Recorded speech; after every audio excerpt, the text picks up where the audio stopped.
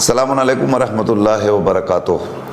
ناظرین کرام، میں نصیر اعظمی آپ کی خدمت میں زینبیہ چینل کا خصوصی پروگرام میزبانی خدا لے کر حاضر ہوں۔ میزبانی خدا پروگرام ماہ مبارک رمضان کا خصوصی پروگرام ہے جو صرف زینبیہ چینل پر آپ کی خدمت میں پیش کیا جاتا ہے۔ اس پروگرام کا ہدف اور مقصد صرف یہ ہے کہ آپ ماہ مبارک رمضان سے متعلق جو بھی سوالات آپ کے ذہن میں ہوں وہ سوالات آپ ہم تک بھیجیں۔ آپ کے مسائل کا حل حجت اسلام والمسلمین علی جناب مولانا سید روح ظفر صاحب قبلہ پیش کریں گے۔ روزانہ کی طرح مولانا موصوف زینبیہ چینل کے اسٹوڈیو میں حاضر ہیں۔ آئیے ہم سب سے پہلے مولانا کا استقبال کرتے ہیں، خیر مقدم کرتے ہیں۔ حضور السلام علیکم ورحمۃ اللہ۔ وعلیکم السلام ورحمۃ اللہ۔ آج چھٹی ماہ مبارک رمضان ہے اور ناظرین ہمارا دستور یہی ہے کہ ہم روزانہ یومیہ دعا جو روز پڑھی جاتی ہے اس دعا کی تلاوت مولانا فرماتے ہیں پہلے، اس کے بعد اس کی وضاحت کرتے ہیں، اس لیے کہ معصومین کے دی ہوئی یہ دعائیں کتنی اہم ہیں اور اس کے ذریعے ہمیں کیا پیغام ملتا ہے اور کیا درس ملتا ہے، اس کا جاننا ہمارے لیے از حد ضروری ہے۔ لہٰذا ہم نے سلسلہ یہی رکھا ہے کہ پہلے دعا ہوگی، پھر وضاحت ہوگی، اس کے بعد سوال جواب ہوگا۔ تو آئیے ہم سب سے پہلے دعا سنتے ہیں، پھر مولانا وضاحت کریں گے، اس کے بعد پھر آپ کال کر سکتے ہیں انشاءاللہ۔ حضور آج چھٹی ماہ مبارک رمضان کی دعا۔ اللہم صلی علی محمد وآل محمد۔ بسم اللہ الرحمن الرحیم۔ اللہم لا تخذلنی فیہ لتعرض معصیتک ولا تضربنی بسیاط نقمتک وزحزحنی فیہ من موجبات سخطک بمنک وایادیک یا منتہی رغبت الراغبین۔ آج کی دعا میں پروردگار کی بارگاہ میں انسان اللہ تعالیٰ سے مانگ نہیں رہا ہے، طلب نہیں کر رہا ہے، بلکہ یہ کہہ رہا ہے کہ ہمیں نہ دے، ہمیں روک دے، ہمیں بچا لے۔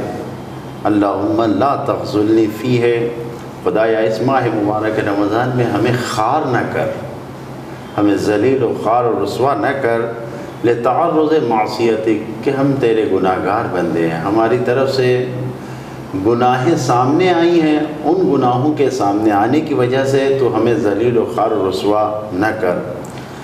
ولا تضربنی، اور ہمیں ضرب نہ لگا، ہمیں نہ مار، تو ہمیں ان تازیانوں سے جو عذاب کے، تیرے قہر کے، جو تیرے ناراضگی کے تازیانے ہیں، ان سے ہمیں مار نہ مار۔ اور تیسرا جملہ جو ہے وزحزحنی فیہ، خدایا ہمیں دور کر دے ان چیزوں سے جو تیرے غضب و غصے اور ناراضگی کو فراہم کرتے ہیں، تیرے احسان کی بدولت، تیری نعمتوں کی بدولت، خدایا ہمیں دور کر دے ہر اپنے غضب و نقصان سے۔ یا منتہی رغبت الراغبین، اے رغبت رکھنے والے صاحبان اشتیاق کی رغبت و چاہت کی انتہا، اے میرے پروردگار۔ میں نے عرض کیا آج کی دعا ہمیشہ ہم خدا سے کہتے ہیں خدایا ہمیں عطا کر دے، ہمیں دے دے، ہمیں یہ دے دے، وہ دے دے، صرف مانگتے رہتے ہیں۔ لیکن دعا کا ایک سلیقہ یہ ہے، اور یہ عجیب اور عظیم اور اہم دعا ہے کہ انسان خداوند عالم کی بارگاہ میں یہ کہے کہ خدایا ہمیں دور کر دے، ہمیں بچا لے، ہمیں بغض سے بچا لے، ہمیں کینے سے بچا لے، ہمیں حسد سے بچا لے، ہمیں تمام ان برائیوں سے، گناہوں سے بچا لے۔ خدا کی بارگاہ میں یہ دعا کرنا، ہمیں ان کاموں سے بچا لے کہ جو تیری ناراضگی فراہم کرتے ہیں۔ یعنی خدا کی بارگاہ میں دعاؤں سے بچانے کی ہم مانگ کریں۔ یہاں پر لا تخذلنی، ہمیں ذلیل نہ کر، ہمیں رسوا نہ کر ہماری گناہوں کی وجہ سے۔ گناہ اور تقویٰ میں فرق یہی ہے کہ اگر انسان گناہ گار ہوتا ہے تو یہ ذلیل و خوار و رسوا ہوتا ہے، اور اگر انسان با تقویٰ ہوتا ہے، متقی و پرہیزگار ہوتا ہے تو وہ عزیز ہوتا ہے، خدا کی بارگاہ میں قریب ہوتا ہے، خدا سے بہت ہی عزیز ہوتا ہے۔ انسان کتنی بھی ڈگریاں حاصل کر لے، کتنے بھی علم کے اعلیٰ درجے پر پہنچ جائے، لیکن اگر گناہ گار ہے تو وہ ذلیل و خوار ہی رہے گا۔ لیکن وہ انسان جس کے پاس کوئی ڈگری نہیں ہے، معمولی عالم ہے، معمولی علم رکھتا ہے، لیکن وہ اپنے آپ کو گناہوں سے بچاتا ہے تو وہ نزدیک ہے خدا کے، عزیز ہے خدا سے، وہ عزت دار ہے۔ لہذا یہ فرق ہے گناہ اور تقویٰ کا۔ تقویٰ کے ذریعے محبت دلوں میں ایجاد ہوتی ہے۔ اللہ تعالیٰ نے قرآن مجید میں ایسے لوگوں نے لکھا ان الذین آمنوا وعملوا الصالحات سیجعل لهم الرحمن ودا، کہ جو ایمان لے آئے، جو نیک اعمال انجام دیتے ہیں، اللہ تعالیٰ ان کے لیے رحمان، خداوند عالم رحمان ان کے لیے محبتوں کو ایجاد کر دیتا ہے۔ ودا، محبت کو ایجاد کر، یعنی تقویٰ کے ذریعے سے محبت ملتی ہے، خدا کی جانب سے محبت ملتی ہے اگر انسان تقویٰ اختیار کر رہا ہے۔ ان الذین آمنوا، علماء، بہت سے ایسے علماء ہیں، ہمارے استاد بتاتے تھے کہ شیخ مرتضیٰ زاہد تہران کے ایک عالم تھے کہ بہت اعلیٰ درجے پہ علم کے نہیں تھے، لیکن ہر دل عزیز تھے تقویٰ کی بنیاد پر۔ ان کا تقویٰ ایسا تھا کہ لوگوں میں سب میں عزیز تھے، وہ اپنے آپ کو گناہوں سے بچاتے تھے، خدا نے عزت لوگوں کے دلوں میں ان کی ڈال دی تھی۔ اسی طریقے سے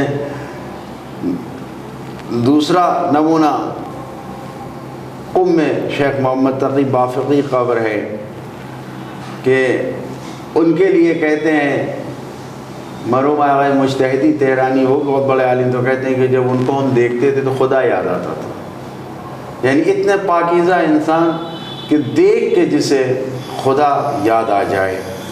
یہ وہ چیزیں ہیں کہ انسان اگر تقویٰ اختیار کرتا ہے تو خداوند عالم عزیز بنا دیتا ہے۔ اور دوسرا جملہ آج کی دعا میں ہے کہ ہمیں اپنے قہر اور عذاب کے تازیانے سے نہ مار۔ یہاں پر بھی خدا سے دوری، یعنی اپنے آپ کو بچانا ہے کہ نہ کر، ہمیں چاہیے نہیں، ہمیں محفوظ رکھ اپنے تازیانے سے، جو قہر اور ناراضگی کا تازیانہ، اس سے ہمیں نہ مار۔ یقیناً اگر انسان غور کرے، دیکھے زمین و آسمان میں جتنی چیزیں ہیں یہ سب کے سب اللہ کا لشکر ہیں، اور ان کے ذریعے سے انسان کا امتحان لیا جاتا ہے۔ جو کچھ بھی اس کائنات میں وجود میں آتا ہے، یہ زلزلے آتے ہیں، یہ سیلاب آتے ہیں، یہ جو مشکلات آتی ہیں، یہ سب کے سب سبب بنتے ہیں کہ اس سے انسان کا امتحان لیا جائے، اور اس امتحان میں انسان اپنے آپ کو خدا کے سامنے پیش کرتا ہے۔ سوال۔ ہلو جی، السلام علیکم۔ وعلیکم السلام۔ یہ سوال جواب ہے یہ؟ جی جی، سوال جواب ہے، آپ سوال پوچھیے۔ تو میرے پاس نا قسم رکھا ہوا ہے 5 سال سے، تو میں اس کا فارم سے نکال سکتی ہوں کیا؟ ٹھیک ہے، اور کچھ؟ ہمارے بھائی نا کربلا گئے تھے تو لے کے آئے میرے واسطے، جیسے بہن ہے تو ہمارے پاس رکھا ہوا ہے 5 سال کا، تو ہم کو جیسے سنے تھے ہم کہ اس کا فارم سے نکالنا پڑتا، تو ذرا میرے کو بولو کیا ہے۔ ٹھیک ہے، اور کوئی سوال آپ کا؟ نہیں، کفن کا تھا تو میں بولی۔ بہتر۔ کہاں سے کال کر رہی ہیں آپ؟ یہ اورنگ آباد سے ہے۔ جی، اورنگ آباد سے۔ اورنگ آباد، اچھی بات ہے۔ ٹھیک، خدا حافظ۔ خدا حافظ، مولانا آپ کو جواب دیں گے انشاءاللہ۔ خدا حافظ۔ تو اللہ سے ہم یہ کہہ رہے ہیں کہ ہمیں اپنے ناراضگی کے تازیانے سے نہ مارنا۔ اور تیسرا جملہ جو آج کی دعا میں ہے، ہمیں دور رکھ، زحزحنی، ہمیں دور رکھ کس چیز سے؟ وہ چیزیں جس سے تیری ناراضگی کا سبب ہوتا ہے، وہ کام، وہ باتیں، وہ فکریں، وہ عمل جس سے خدا ناراض ہوتا ہے، خدایا ان چیزوں سے ہمیں بچا کے رکھ، دور رکھ، ہمیں محفوظ رکھ ان چیزوں سے جس سے۔ اور اسی لیے کہا گیا ہے کہ انسان جتنا زیادہ علم کے درجات پر بڑھتا جاتا ہے، اتنا زیادہ اس کی ذمہ داریاں بڑھتی جاتی ہیں. جتنا بڑا عالم ہوتا جائے گا اتنا زیادہ اس کو ثواب، اجر و ثواب تو بڑھتا جائے گا اس کا، لیکن اس کو حساب و کتاب بھی ویسے ہی دینا پڑے گا. روایت میں ہے کہ یغفر للجاہل 70 ذنبا، ایک جاہل کے لیے 70 گناہیں اس کی معاف کر دی جاتی ہیں. قبل ان یغفر للعالم ذنب واحد، قبل اس کے کہ عالم کے ایک گناہ کو معاف کیا جائے. یعنی عالم کے ایک گناہ کے معاف کرنے میں جتنا وقت لگے گا، جتنا حساب و کتاب دینا پڑے گا، 70 گناہ اتنی دیر میں جاہلوں کے معاف کر دیے جائیں گے. انسان جتنا زیادہ علم و معرفت میں بڑھتا جاتا ہے اتنا زیادہ اس کو ہوشیار رہنا چاہیے کہ ایک چھوٹا سا گناہ بھی اس کے لیے بہت بڑا عذاب بن جاتا ہے. بے مننے کا و ایادی کا، خدا سے یہاں پر انسان یہی کہہ رہا ہے کہ تیری اتنی نعمتیں ہیں، تیرا اتنا احسان ہے، تو وہ نعمتیں، وہ احسان میرے لیے عذاب کا سبب نہ بنے، میرے لیے ناراضگی کا سبب نہ بنے. ظاہر ہے کہ تو خدا کی بارگاہ میں جو لوگ قریب ہیں ان سب کی آخری انتہد ہے. صاحبان رغبت و مشتاقان الہی کی آخری حد خداوند عالم ہے. وہاں تک کون پہنچ پاتا ہے؟ اس کی بارگاہ میں ہم یہ کہہ رہے ہیں کہ ہمیں آج کی اس دعاؤں میں جن چیزوں سے ہم نے دور رہنے کا مطالبہ کیا ہے، انسان بہت سے اعمال ایسے ہیں کہ جسے انجام نہیں دیتا، لیکن اگر دوسرے انجام دیتے ہیں تو ان کو روکتا نہیں ہے، منع نہیں کرتا ہے. یہ اور برا عمل ہے کہ انسان کسی کو برا کام کرتے دیکھے اور نہ روکے. اس کے بارے میں روایت میں ملتا ہے کہ جناب شعیب نبی پر وحی نازل ہوئی اور خداوند عالم نے کہا تمہاری قوم کے 1,00,000 لوگوں پر اللہ کا عذاب نازل ہونے والا ہے. اور اس میں یہ کہا گیا یہ 40,000 وہ ہیں کہ جو گناہ گار ہیں، جو برائیاں کر رہے ہیں، جو عذاب الہی کو جنہوں نے خرید رکھا ہے، ان پر ان کے عذاب کی وجہ سے، ان کی برائیوں کی وجہ سے عذاب نازل ہوگا. اور 60,000 وہ ہیں کہ جو نیک ہیں لیکن ان بروں کو برے کام سے روکتے نہیں ہیں، لہٰذا سب پر عذاب نازل ہوگا.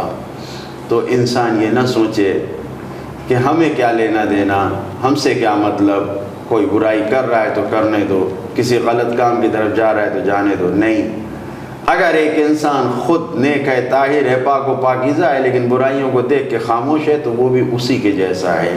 جیسا کہ اس روایت میں جناب شعیب کے لیے جو وحی نازل کی خدا نے ان کی قوم پر جس طریقے سے عذاب نازل ہوا، لوگوں کے لیے عبرت ہے، درس ہے. لہذا خدا کی بارگاہ میں یہی دعا کرتے ہیں کہ خدایا ہمیں آج کے دن اس دعاؤں کے صدقے میں جو معصومین نے ہمیں سکھایا ہے، بتایا ہے، پروردگارہ ہمیں محفوظ رکھ کہ تیری ناراضگی ہم نہ خریدیں، تیرے عذاب کو ہم نہ خریدیں، اور تیری بارگاہ میں ہم راضی و خوشحال حاضر ہو سکیں، اور جیسے صاحبان مشتاق سے اشتیاق رکھنے والے تیری بارگاہ میں آتے ہیں ویسے ہم بھی آ سکیں. بہت بہت شکریہ حضور. تو یہ تھی آج کی چھٹی ماہ مبارک رمضان کی دعا جو مولانا آپ کے سامنے تلاوت کر رہے تھے اور اس کی وضاحت فرما رہے تھے. ناظرین، اب آپ ٹیلی فون اٹھائیے اور کال کیجیے. ہماری لائن اوپن ہو چکی ہے، نمبر آپ کے سامنے اسکرین پہ موجود ہے. ہلو. السلام علیکم. وعلیکم السلام ورحمۃ اللہ. میں مکرولی سے اصغر بول رہا ہوں. جی. آپ کو مولانا صاحب کو بہت بہت سلام ہو. اور میرا ایک سوال ہے جی کہ ایک شخص چاند رات دبئی میں تھا. جی. دبئی میں چاند یہاں سے پہلے ہوا، جی. مطلب ایک دن آگے ہے. اب وہ 2-3 رمضان گزار کے یہاں پہ آ گیا. جی. تو رمضان کس حساب سے منائے گا، یہاں کے حساب سے یا دبئی کے حساب سے اس کا چلے گا؟ اور اگر عید جو ہے وہاں پہ 29 کے حساب سے واپس ہو گئی اور یہاں پہ عید 30 کے حساب سے ہوئی تو وہ کس حساب سے عید منگنائے گا؟ یہ میرا سوال ہے. ٹھیک، چلیے. اور کوئی سوال آپ کا؟ ہاں، اور بھی ایک سوال ہے قطر کے سلسلے میں. جی. کہ ایک شخص آیا ہے بامبے میں. جی. तो उसका 10 दिन की नियत करके यहाँ पे आया है बॉम्बे में जी मगर वो जैसे यहाँ से फिर एक दिन के लिए पनवेल चला गया बीच में जी तो अब जाहिर बात है वो 22 किलोमीटर हो जा रहा है अब फिर बॉम्बे वापस आ रहा है तो क्या यहाँ वापस उसकी नमाज असर हो जाएगी या पूरी रहेगी ठीक और वहाँ पनवेल में जाके कैसी पढ़ेगा बेहतर शुक्रिया बेहतर शुक्रिया ठीक है अभी इंशाल्लाह आपको जवाब देते हैं मौलाना खुदा हाफिज खुदा खुदा हाफिज हाफिज अमानिल्लाह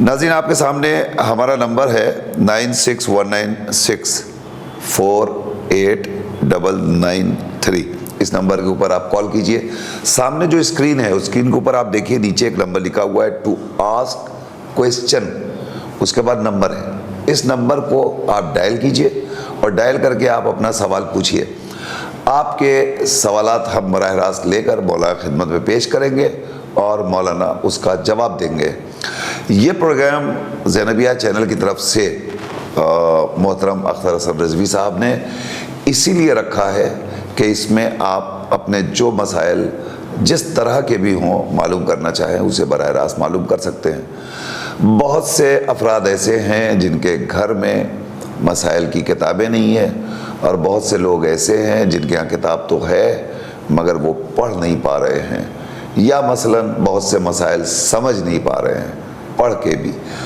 तो ऐसे लोगों के लिए इस प्रोग्राम को तरतीब दिया गया है यहाँ आपकी सारी परेशानियाँ दूर हो जाएंगी आपको ना मसला पढ़ने की ज़रूरत है ना आपको समझने की ज़रूरत है किताब के अंदर समझ में नहीं आ रहा है तो परेशान होने की ज़रूरत नहीं है आप फ़ौरन इस नंबर के ऊपर कॉल कीजिए कॉल करके अपना सवाल दर्ज कराइए अभी अभी मौलाना आपको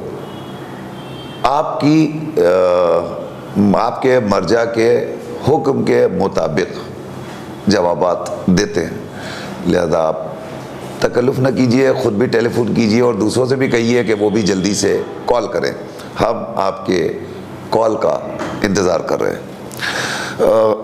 हुजूर आइए यहाँ से हम पहला सवाल ले लेते हैं हालांकि ये सवाल माह मुबारक से रिलेटेड नहीं है मगर आ गया है सवाल तो इसका जवाब दे दिया जाए कि हमारे भाई ने औरंगाबाद से ये सवाल आया है हमारे भाई ने हमको कफन ला के दिया था और वो हमारे पास 5 बरस से महफूज है लोग कहते हैं कि इसका तुम्हें खुम्स देना पड़ेगा क्या हुक्म शरई है खुम्स देने का मसला इंसान को ये गौर करना चाहिए कि कफन के सिलसिले में ये जो सवाल उठता है और आम तौर से लोगों के जहनों में राइज है ख़ास कफन के लिए खुम्स का हुक्म नहीं है ये एक एहतियात होती है कि कफन दिया जा रहा है तो खुम्स निकला हुआ दिया जाए वरना जो इंसान खुम्स का पाबंद है वो कफन ख़रीद के ला रहा है तो कोई ज़रूरत नहीं उस पर अगर आपके भाई ऐसे पैसे से इस कफन को ख़रीद के लाए हैं कि जिस पर खुम्स निकाल के उन्होंने ला के दिया है तो कोई हरज नहीं है उसको आप रखिए और फिर अगर नया माल रखा हुआ है साल गुजर जाए तो कफन भी ऐसे ही है नया रखा हुआ है और अल्हम्दुलिल्लाह ये अहले बैत अतार अलैहिस्सलाम की तालीमात का नतीजा है कि हम कफन ख़रीदते भी हैं कफन रखते भी हैं और कोई हमें डर खौफ महसूस नहीं होता है तो नया रखा हुआ है और आपके खुम्स की तारीख आ गई तो एक बार तो उस पर खुम्स देना ही पड़ेगा क्योंकि नया रखा हुआ इस्तेमाल नहीं हुआ है बहुत शुक्रिया हेलो हेलो अस्सलाम वालेकुम जी अलैकुम अस्सलाम अरे मैंने उस दिन आपसे सवाल पूछा था नमाज के बारे में नमाज सब के लिए जी तो आप लोगों ने जवाब दिया तो मगर कहा कि मतलब नहीं पढ़ सकते हैं ऐसा के बाद में जी और जो वहाँ से नजफी करबलाई चैनल पे जो वहाँ से नजफी से बोलते हैं मौलाना साहब वो से नमाज ऐसा के बाद जो है नमाज सब शुरू हो जाती है जी अच्छा वो तो आप मौलाना समझो उससे मतलब नहीं है मुझे एक बात है जो आप लोग तस्वीर अरबा पढ़ने के कहते हैं वो समझ में नहीं आया मतलब वाजिब नमाज में है कि नाफिला में है तस्वीर अरबा कौन से नमाज में पढ़ते हैं बेहतर है हमने तो आज तक अभी तक पढ़ा नहीं ठीक चलिए इसका हाँ इसके का जवाब चाहिए मुझे آپ کہاں سے کال کر رہی ہیں؟ سائنس سے، ٹھیک ہے مولانا، ابھی آپ کو جواب دیتے ہیں انشاءاللہ. جی خدا حافظ. خدا حافظ. خدا حافظ. جی تو خمس کے لیے مولانا نے آپ کو جواب دے دیا کہ انشاءاللہ آپ کے بھائی خمس کے پابند ہوں گے. ظاہر ہے زیارت کے لیے وہ تشریف لے گئے تھے تو وہ دیندار ہیں، مذہبی ہیں، اس لیے یقین ہے کہ وہ خمس شدہ رقم سے انہوں نے کفن خریدا ہوگا. آپ کے پاس آ گیا، رکھا ہوا ہے 5 برس سے، تو آپ کے خمس کی جب تاریخ آئے تو ایک بار آپ دے دیجئے تاکہ وہ یقین کی منزل میں آ جائے. بار بار دینے کی ضرورت نہیں ہے. اس میں اکثر لوگ پریشان ہو جاتے ہیں حضور کے، چونکہ یہ تحفہ ملا ہے ہم کو. ہدیے اور تحفے پر خمس واجب ہے اگر وہ ایسے ہی رکھا رہ گیا. آیت اللہ العظمیٰ آغا سیستانی دامت اللہ علی کا فتویٰ ہے ہدیے اور تحفے پہ خمس دیا جانا ہے. ہدیے پہ الگ الگ مراجع ہیں، ان کا الگ الگ فتویٰ ہے. آیت اللہ خامنئی کے یہاں فتویٰ، ان کے فتوے کے مطابق ہدیے پر خمس نہیں ہے، لیکن آغا سیستانی کے یہاں واجب ہے. اور اگر تحفہ نیا رکھا ہوا استعمال نہیں ہوا تو اس پر وہ تحفہ کسی بھی شکل میں ہو سکتا ہے، کسی بھی شکل میں. وہ نیا رکھا ہے، اگر استعمال نہیں ہوا ہے اور وہ باقی ہے تو اس پر خمس واجب. اچھا، یہ گفٹ آئٹمز وغیرہ جو ہوتے ہیں، یہ سب جو کچھ بھی ہے ہمارے پاس، یہ جو گفٹ تحفہ جو بھی آ رہا ہے، یہ سب اسے خالی بس باکس کھول کے آپ رکھ دیجئے تو استعمال ہو گیا. وہ تو بولنے پہ ہے، یعنی معاشرے اور سماج میں یہ ساری چیزیں جو شریعت نے ہمارے سماج کے حوالے کی ہے کہ اس کو کیا کہیں گے. یہ موبائل ہمارے پاس یہ رکھا ہوا ہے، یہ استعمال شدہ استعمال کیا جائے گا یا اس کو نیا مانا جائے گا؟ کس صورت میں نیا مانا جائے گا، یہ سماج یعنی معاشرے میں رائے لوگ ہی بتا سکتے ہیں. کب یہ نیا ہے یہ وہی بتا سکتے ہیں، یہ مسئلے میں نہیں بیان کیا گیا ہے. اچھا، یعنی اس کا ظاہر ہے کہ کم سے کم آپ دار و مدار اس کا یہی ہے کہ استعمال اس کو کریں. کیا کہا جائے کہ استعمال کیا گیا یا نہیں کہا گیا. اگر استعمال کہا گیا کہ استعمال کیا گیا ہے تو خمس نہیں ہے. اگر کہا جائے کہ نہیں یہ نیا رکھا ہوا استعمال نہیں ہوا ہے تو پھر خمس. اس پر خمس ہے.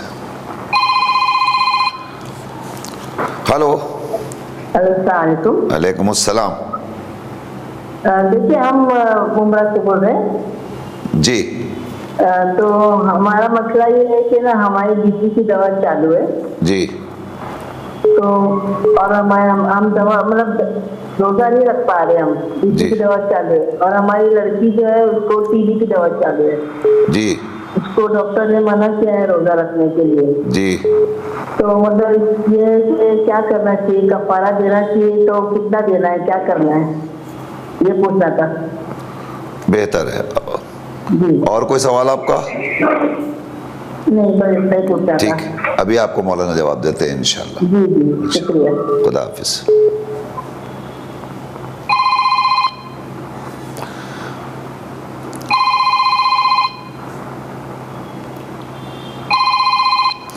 ہلو.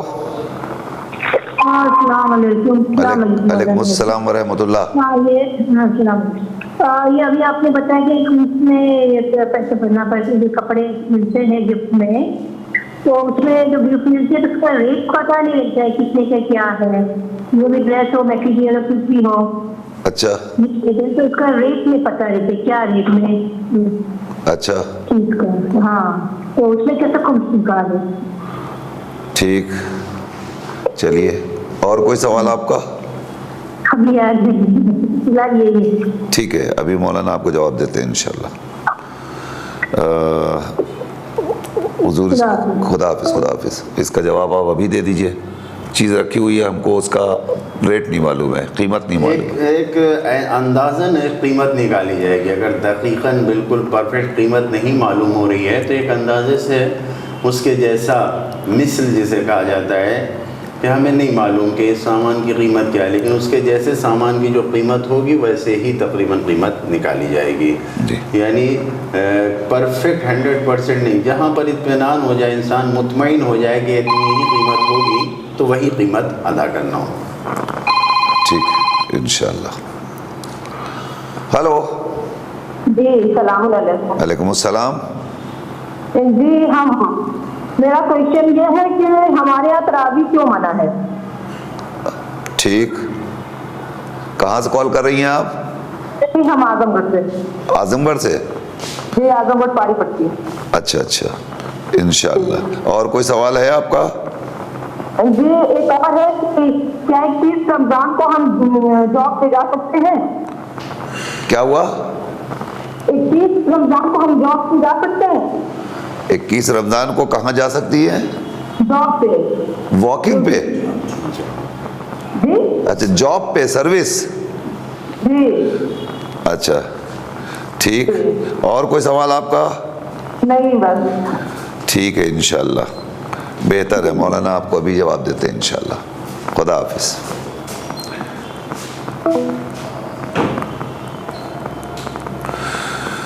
جی بڑھتے ہیں اگلے سوال کی طرف حضور کے.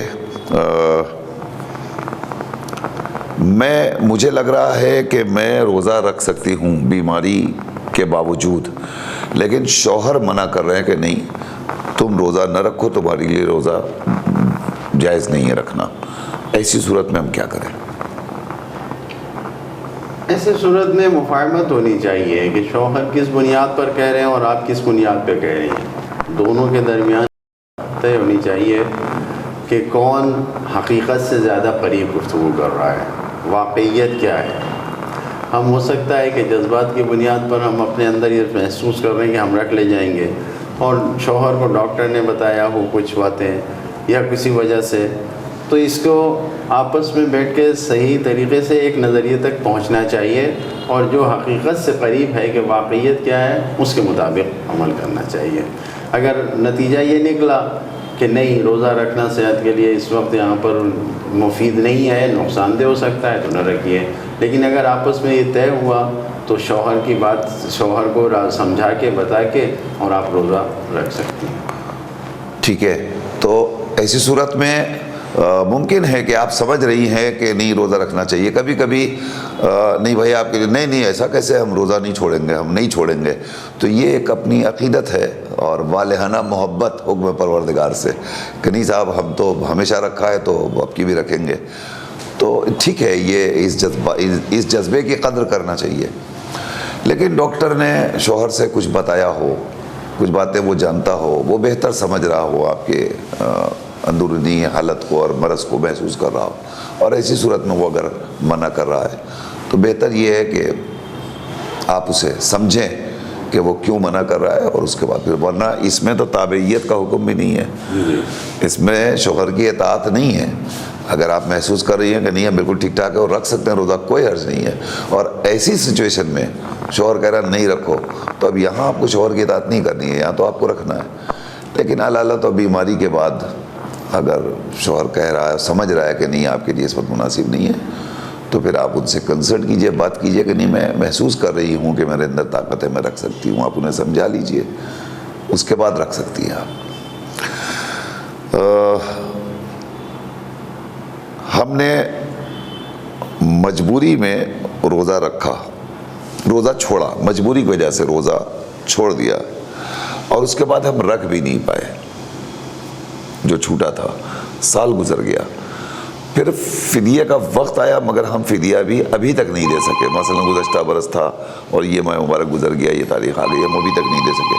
تو ایسی صورت میں ہمیں اب کیا کرنا چاہیے؟ یہ کال لے لے حضور. ہلو. جی السلام علیکم. علیکم السلام. مولانا صاحب جی. کوشچن تھا کہ میرا بھائی جو ہے وہ جاب کرتا ہے، اس کا جو ڈسٹینس ہے وہ 45 کے سے زیادہ کا ہے اور اس کو روز جانا پڑتا ہے، تو اس کے لیے روزے کا کیا حساب؟ ٹھیک. روز آنا یعنی وہ روز آنا جاتے اور آتے ہیں؟ جی جی. ٹھیک.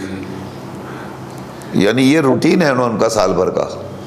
جی ہاں، سال بھر کا نہیں، لیکن پھر بھی یہ ہے کہ اب آج کل تو اس کا یہ چل رہا ہے، اس وقت یہ چل رہا ہے ماہ مبارک رمضان میں. جی. اچھا، اور عام طور پہ کیا رہتا ہے؟ عام طور پہ تو وہ وہی رہتا ہے، لیکن اب ادھر وہاں رہنے کی جہاں رہ رہا تھا وہ کچھ صحیح نہیں ہو پایا، تو ڈیلی تسلی کرتی ہے. اچھا جی. ٹھیک. اور کوئی سوال آپ کا؟ ہاں، آج तरावी पे एक क्वेश्चन था, तो दिमाग में आया कि ये हम लोगों के यहाँ तरावी क्यों नहीं, मतलब क्या कभी थी या नहीं थी, तो जी क्यों नहीं थी कुछ मतलब अगर इसमें थोड़ा, हालांकि है ये हमको पता है कि नहीं है और मौलाना मना भी किया सख्ती से, लेकिन क्यों मना किया ये थोड़ा सा बता दीजिएगा। बिल्कुल, मौलाना ने सख्ती से मना किया है, तो ये भी वजह भी यही बताएंगे कि क्यों मना किया है इन्होंने। ठीक ठीक है, इंशाल्लाह इंशाल्लाह, खुदा हाफिज।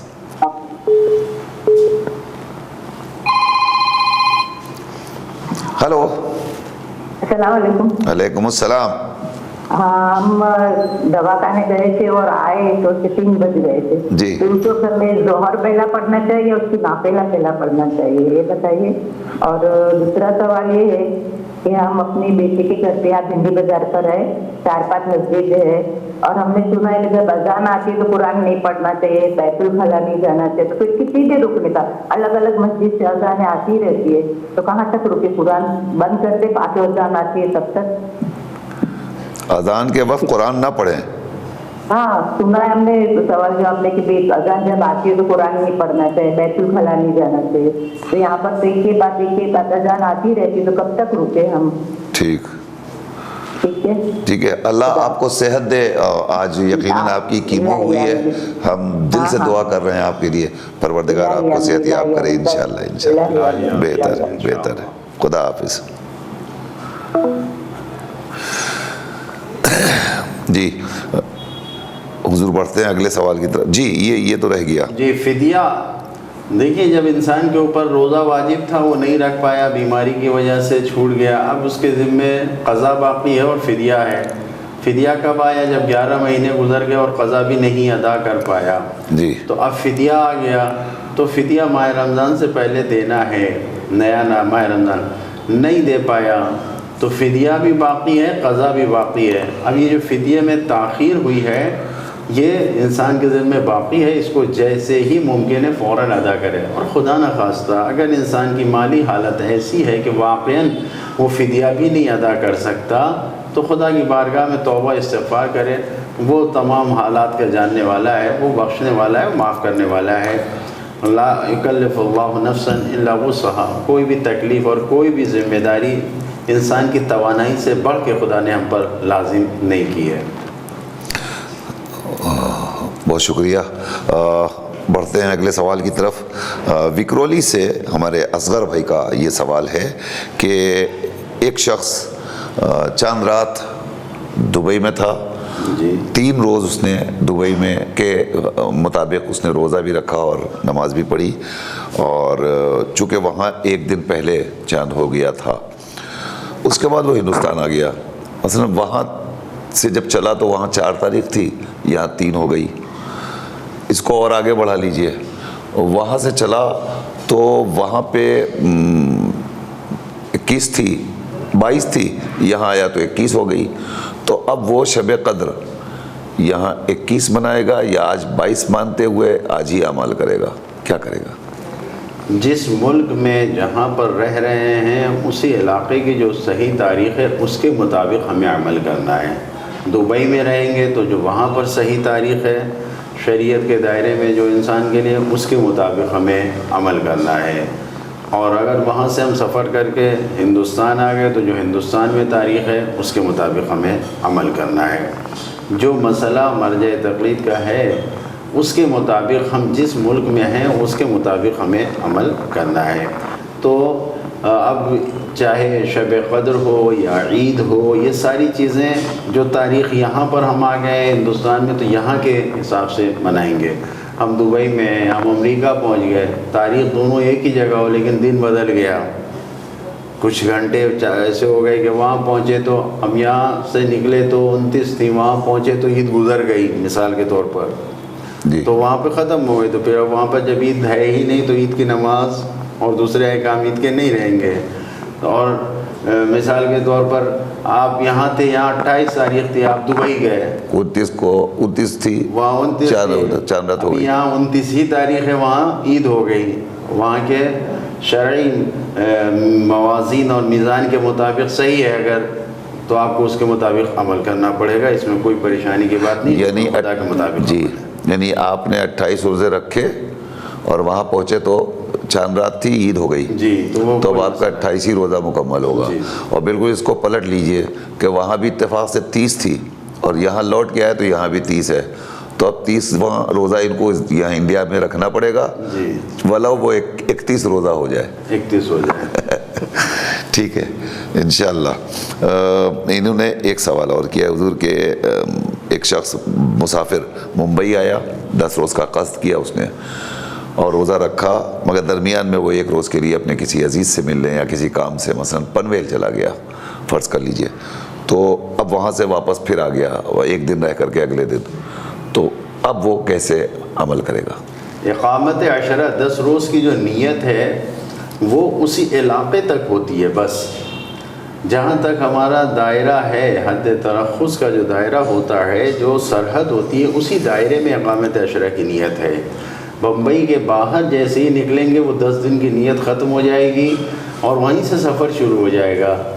بمبئی میں رہنے والے ہم لوگ بمبئی میں رہتے ہیں، تو ہمارا جب تک کہ ہم اپنی سرحد سے نکلنے کے بعد 22 کلومیٹر نہ چلے جائیں اور پھر ارادہ بھی پلٹ کے آنے کا ہو، اس وقت تک نہیں ہمارا قصر ہوگا. لیکن یہاں تو جیسے ہی ہم یہاں سے نکلے فوراً شروع ہو جائے گا. تو اب اگر کسی نے 10 روز کی نیت کی تھی اور 5 روز 6 روز 7 روز گزر بھی گئے اور 10 روز کی نیت باقی ہے، پھر وہ بمبئی سے باہر نکل گیا، پنویل یا کسی جگہ ایسی چلا گیا، اب جو واپس آئے تو 10 روز کی نیت نہیں ہے، نماز روزہ اب پھر سے مسافر میں شمار ہوگا. وہاں پہ بھی گئے تو وہاں پہ بھی قصر رہے گا، اور جب پلٹ کے آئے تو پھر سے مسافر ہو گئے، پھر سے قصر ہو جائے گا.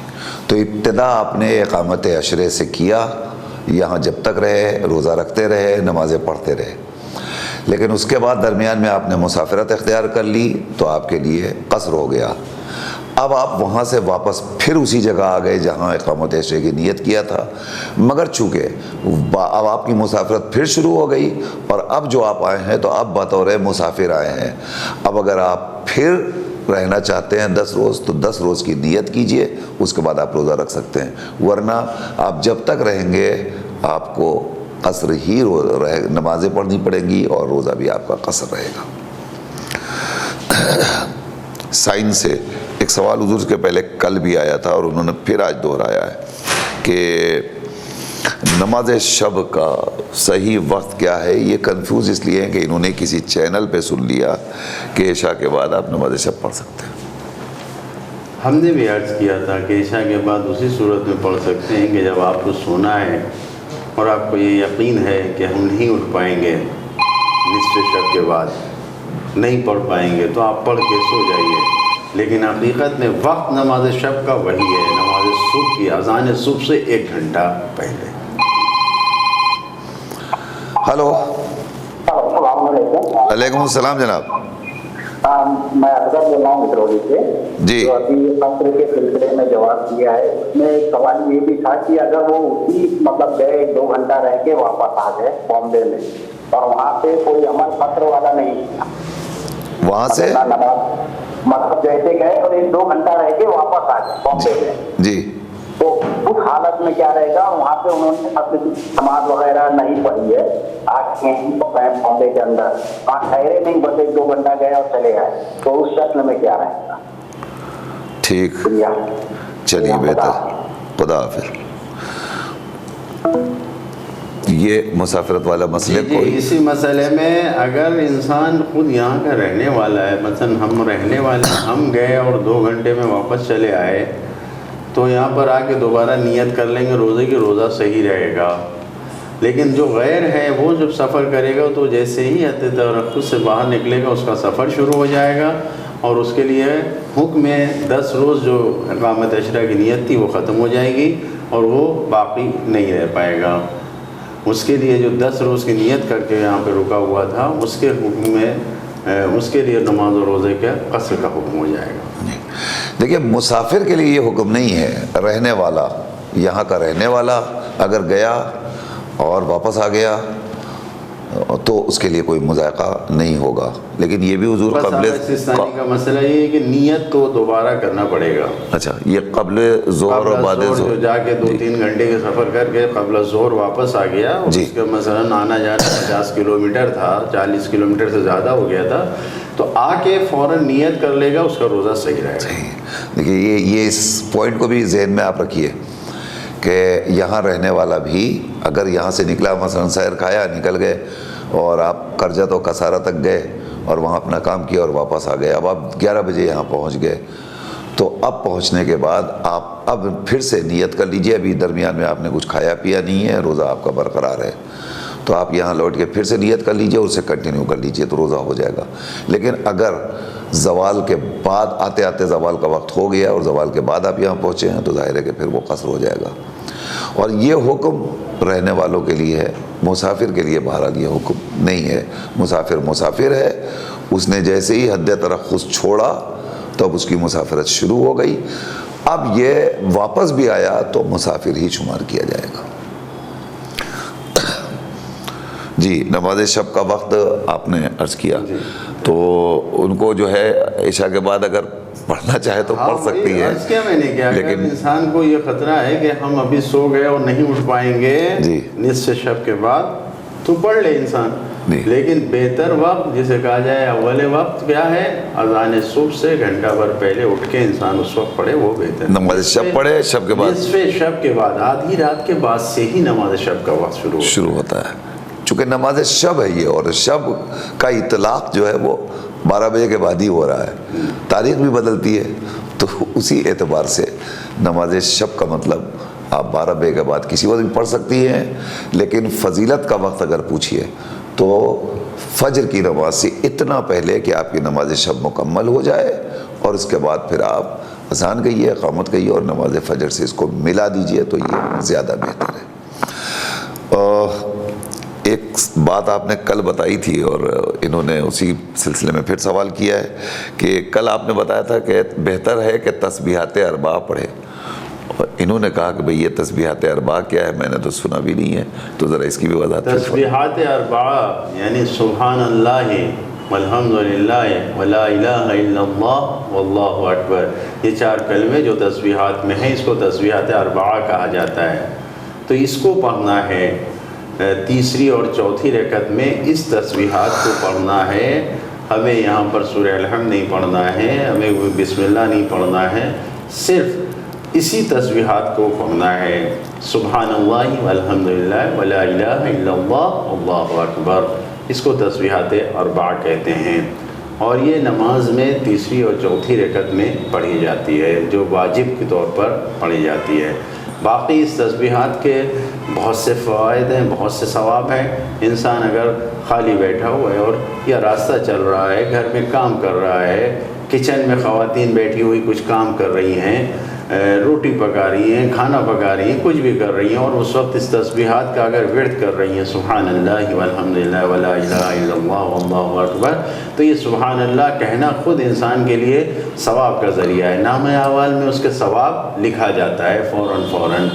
جنت میں محل تعمیر ہوتے رہتے ہیں, اور اس محل کی تعمیر کس چیزوں سے ہوتی ہے, اس تعمیر کے لیے جو وہاں پہ اینٹیں لگ رہی ہیں وہ وہاں کے سب ہیرو و جواہرات کی ہوتی ہیں, لیکن جو اس کا مسالہ ہوتا ہے یہ ہماری صلوات ہے, یہ جو ہمارا سبحان اللہ ہے, یہ ہماری تسبیح ہے اور پروردگار ہے.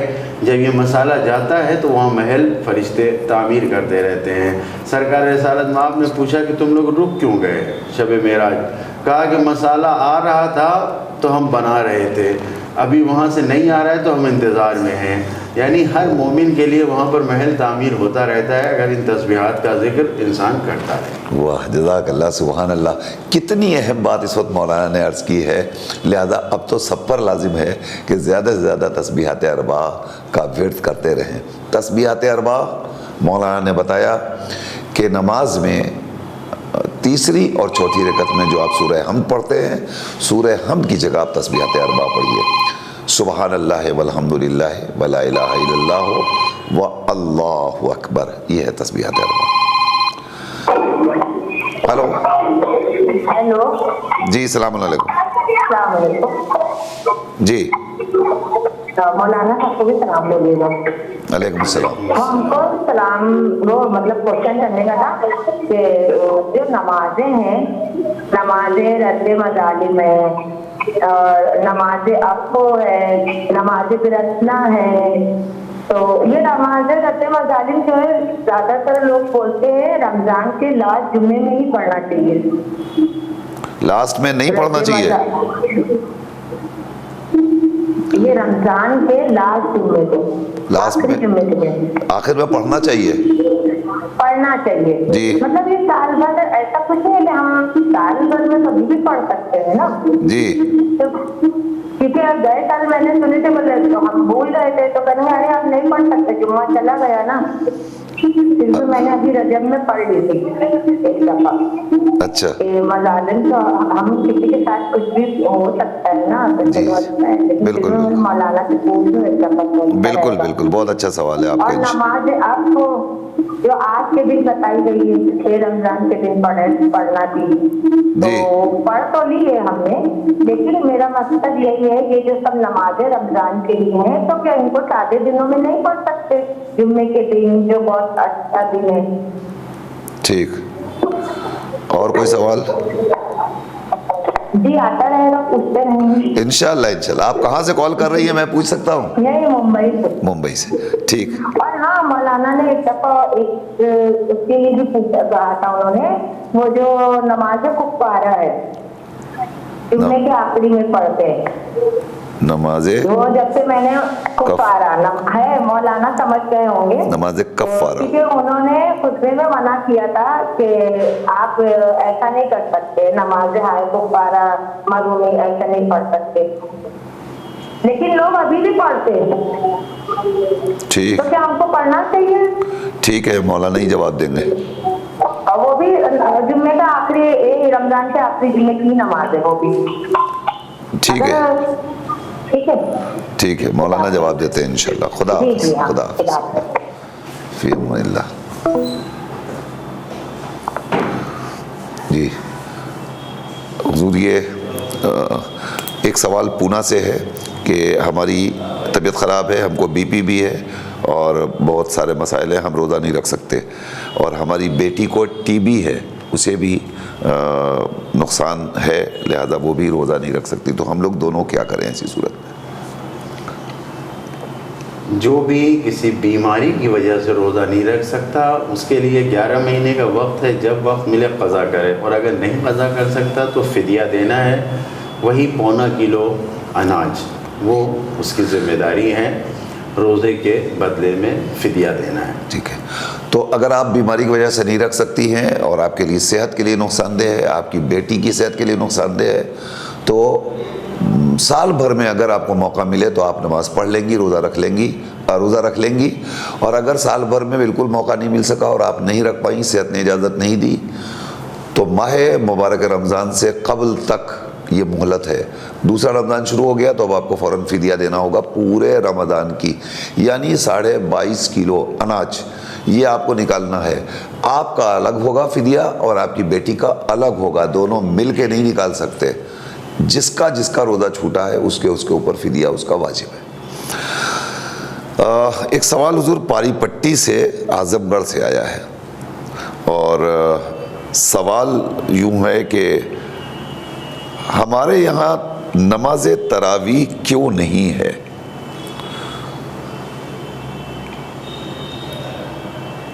दीन में ये कहा गया है इदखाल फिद्दीन मा लैसा फिद्दीन बिदअत, जो दीन में नहीं है उसको दीन में अगर दाखिल किया जाए तो ये बिदअत है।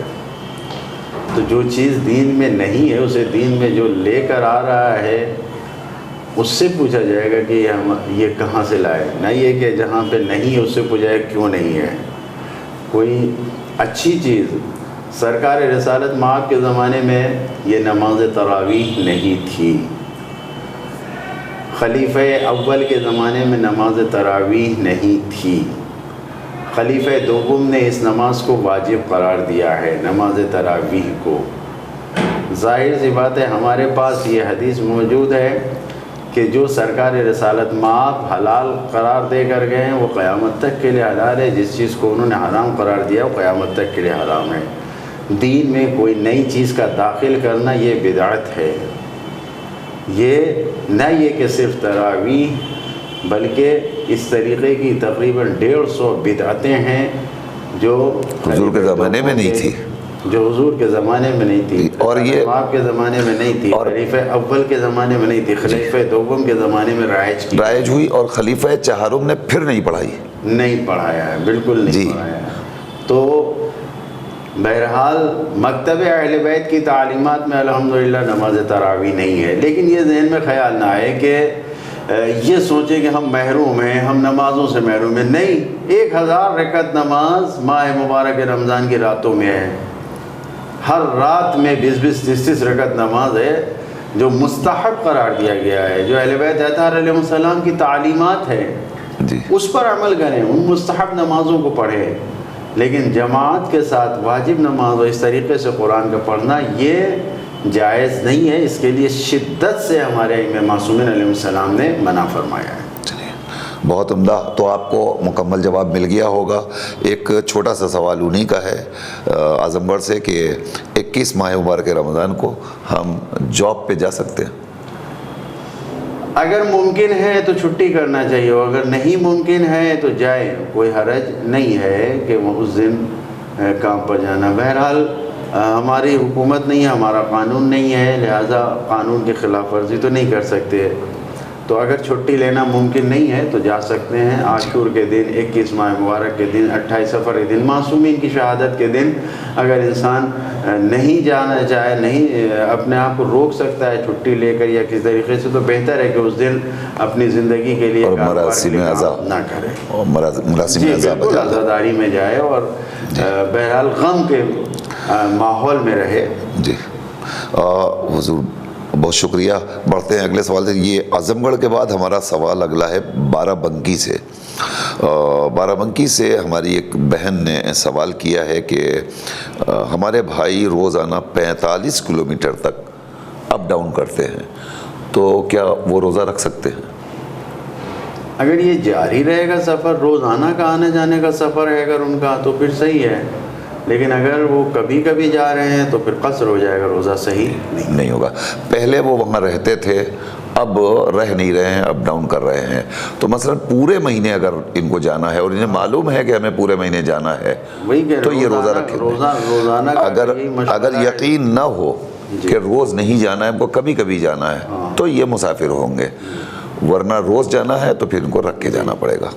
جی، تو ان سے کہیے کہ وہ روزہ رکھ کے ہی جائیں گے آئیں گے، اور البتہ کوشش کریں کہ دھوپ وغیرہ سے بچیں اور آرام سے جائیں اور آرام سے آئیں۔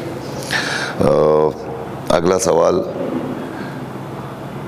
سکینہ آپا کا، حضور اللہ ان کو صحت دے، یہ ہماری پرماننٹ ویور ہیں اور روز سوال پوچھتی ہے، اس وقت علالت کے باوجود اللہ ان کو شفائے کامل و عاجل عنایت فرمائے، اس وقت وہ موذی مرض سے دوچار ہیں، آج ان کی کیمو ہوئی ہے پر ابھی وہ گھر آئی ہیں اور پھر وہ انہوں نے سوال کر لیا، تو یہ ہمارے لیے بہت بڑی فخر کی بات ہے۔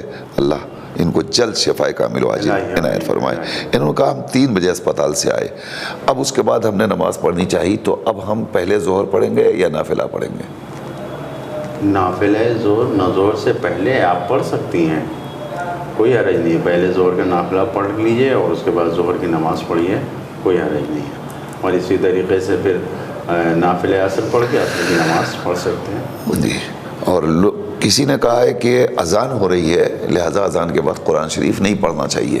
نہیں، ایسا کچھ بھی نہیں ہے، اذان کے وقت کوئی پابندی نہیں ہے، انسان اذان کے وقت بہتر یہ کہ اذان کے الفاظ کو سن رہا ہے اس کو دہرائے، بیٹھ کے نماز کی تیاری کرے، لیکن اگر مثال کے طور پر وہ مسجد میں بیٹھا ہوا قرآن پڑھ رہا تھا، اذان شروع ہو گئی تو پڑھتا رہا اور کان میں آواز بھی آ رہی ہے تو اس میں کوئی حرج نہیں ہے۔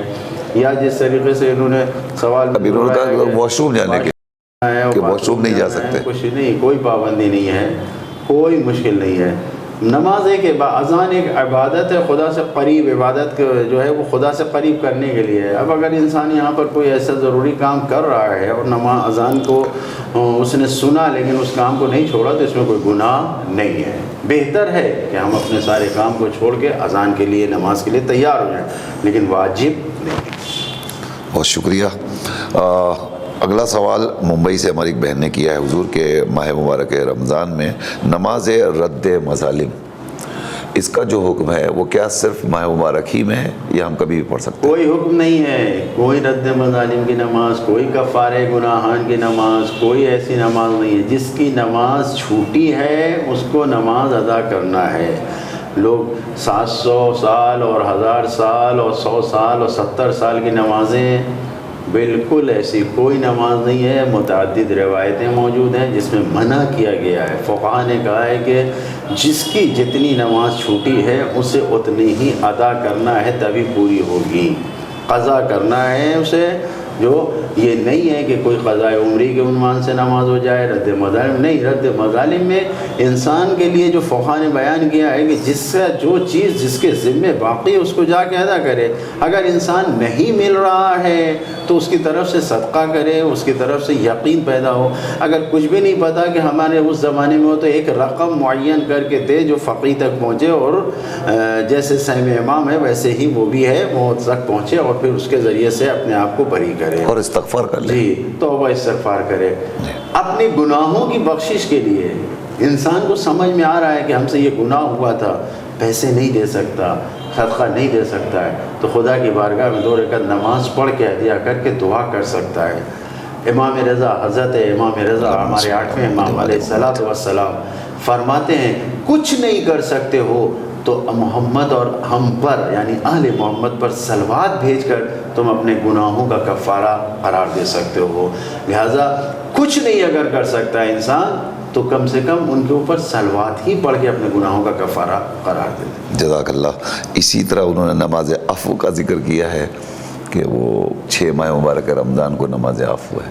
کوئی نماز نہیں ہے۔ میں نے عرض کیا کہ نماز یا جو حق الناس ہے وہ جب تک خود بے نفس سے اس حق الناس کو نہیں ادا کرے گا انسان معاف نہیں کرے۔ ایسی نماز کفارہ بھی ہے؟ سب بتایا میں نے کہ یہ سب جو ہے یہ معلوم کہاں سے ہے۔ جی، اس کے مقابلے میں سب روایتیں موجود ہیں، سرکار رسالت مآب کی روایتیں موجود ہیں کہ جس کو فقہاء نے جب سامنے کی روایتیں نہ آئی ہیں ان روایتوں کو رکھا ہے تو یہ روایتیں خود بخود وجود سے ہٹ جاتی ہیں، ختم ہو جاتی ہیں۔ یہ وہ نمازیں ہیں جن کو آپ پیمفلیٹس وغیرہ میں لوگ بانٹتے ہیں یا مثلا اعلان کر دیتا ہے کوئی، تو کہاں سے وہ لے کے آئے اس پر غور کرنے کی ضرورت ہے۔ مولانا نے جو جواب دیا وہ فقہاء کے نزدیک اس طرح کی کوئی نماز نہیں ہے۔ رد مظالم انہوں نے وضاحت فرما دی کہ اگر کسی کے مطلب کسی نے کسی پر ظلم کیا ہے تو اس کو راضی کرے، اس سے معافی مانگے، اور اگر وہ موجود نہیں ہے تو اس کی ایبسنس میں پروردگار کی بارگاہ میں توبہ کرے، استغفار کرے۔ اس طریقے سے اس کا ارتداد ہو سکتا ہے، لیکن نماز کے ذریعے نہیں۔ اب مثلا کسی کی امانت تھی تو آپ کے پاس، اب آپ اس کو ادا کریے، نہیں مل رہا ہے، کیسے ادا کریں؟ اس کے ورثہ میں بھی کوئی نہیں ہے، کیسے ادا کریں؟ تو اب آپ مجتہد وقت اور اپنے مرجع تقلید کی طرف رجوع کیجیے، ان کے حوالے کر دیجیے۔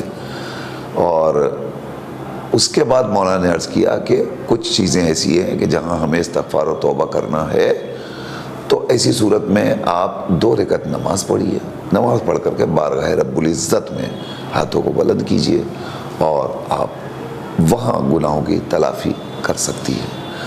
تو اس طریقے سے بالکل آپ پریشان نہ ہوں۔ البتہ طرح طرح سے نمازوں کا حکم ماہ مبارک میں دیا گیا ہے۔ مولانا نے عرض کیا کہ آپ کو تو 1000 نماز کا حکم دیا گیا ہے، آپ پڑھیے۔ کتابوں میں نمازوں کی یعنی روایتوں میں موجود ہے اور کتابوں میں وہ نمازیں بھی موجود ہیں، آپ بیٹھی رہیے، پوری رات نماز پڑھیے۔ تو نماز پڑھنے سے روکا نہیں جا رہا ہے، مستحبی نمازوں کی ادائیگی سے بھی نہیں روکا جا رہا ہے۔ یہ جو اس طرح کی نمازیں اصطلاحی بنا کر کے ہمارے درمیان پیش کی جا رہی ہیں، اس کا کوئی حکم نہیں ہے۔ اگر حکم ہوگا تو یقیناً مولانا بیان کریں گے انشاءاللہ۔ حضور بس ہمارا وقت تمام ہو گیا۔ اور ہماری بڑی تعداد میں سوالات آئے. ہم اپنے تمام ویورز کے, تمام ناظرین کے بہت شکر گزار ہیں, اور خاص طور سے آج جو سوالات آپ لوگوں نے پوچھے ہیں, بہت اچھے اچھے سوالات پوچھے ہیں. آپ ذہن بنائیے کل ہمیں کیا پوچھنا ہے, آپ آج آمادگی کیجئے, لکھ لیجئے کسی کاغذ کے اوپر کہ کل ہم کو یہ سوال پوچھنا ہے. 2 سوال, 3 سوال, 4 سوال آپ پوچھ سکتے ہیں, اور جب آپ کو یاد آتا رہے آپ کسی کاپی پہ, نوٹ بک پہ تحریر کر لیجئے سوال, اور جب کل پروگرام شروع ہو تو آپ ضرور پوچھیے. حضور اجازت ہے, پروگرام کے اختتام کا ہم اعلان کرتے ہیں. اب ہمارا وقت تمام ہو گیا ناظرین. انشاءاللہ کل آپ سے پھر ملاقات ہوگی 5 بجے میزبانی خدا پروگرام کے تحت. خدا حافظ.